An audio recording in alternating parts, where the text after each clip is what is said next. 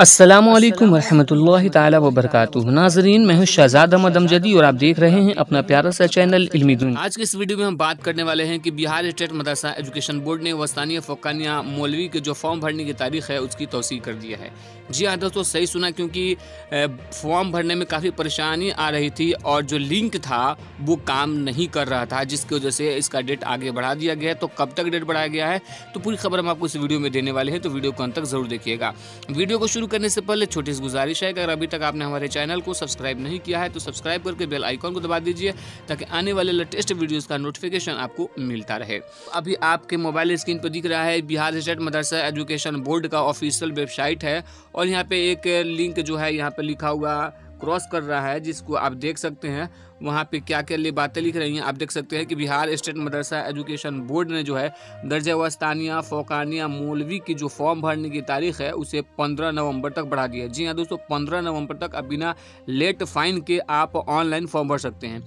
क्यों भर सकते हैं, यहाँ पे लिखा हुआ है सर्वर इज स्टिल डाउन, कि यहाँ पे जो इसका सर्वर था वो काफ़ी डाउन हो गया था। काम इसका चल रहा है और जल्दी इसको सही किया जाएगा। जब इसका सर्वर सही हो जाएगा तो आप 15 नवंबर तक अपना वस्तानिया फ़ौक़ानिया मौलवी का फॉर्म ऑनलाइन भर सकते हैं बिना किसी फ़ाइन के। जी हाँ दोस्तों, बिना किसी फ़ाइन के।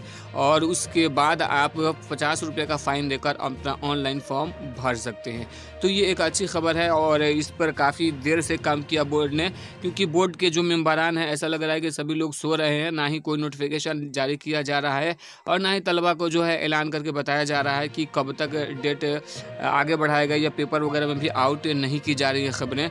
और ऐसा लग रहा है कि जो चुनाव है ये खास करके जो बिहार मदरसा एजुकेशन बोर्ड के जितने भी मेंबर हैं सभी चुनाव में बिजी हो गए हैं, जिसके चलते ये सारे अपडेट नहीं कर पाए, जिससे काफ़ी ज़्यादा बच्चों को परेशानी हो रही है।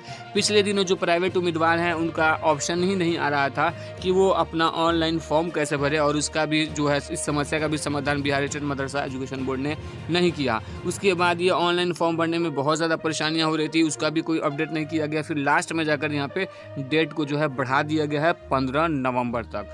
तो दोस्तों, आप मदरसा बोर्ड के कार्यशैली के बारे में क्या कहते हैं कि कैसा काम कर रहा है, क्या सही से काम कर रहा है या नहीं कर रहा है? और वीडियो अगर अच्छी लगी तो आप लाइक कीजिएगा और अपनी राय कमेंट में ज़रूर दीजिएगा।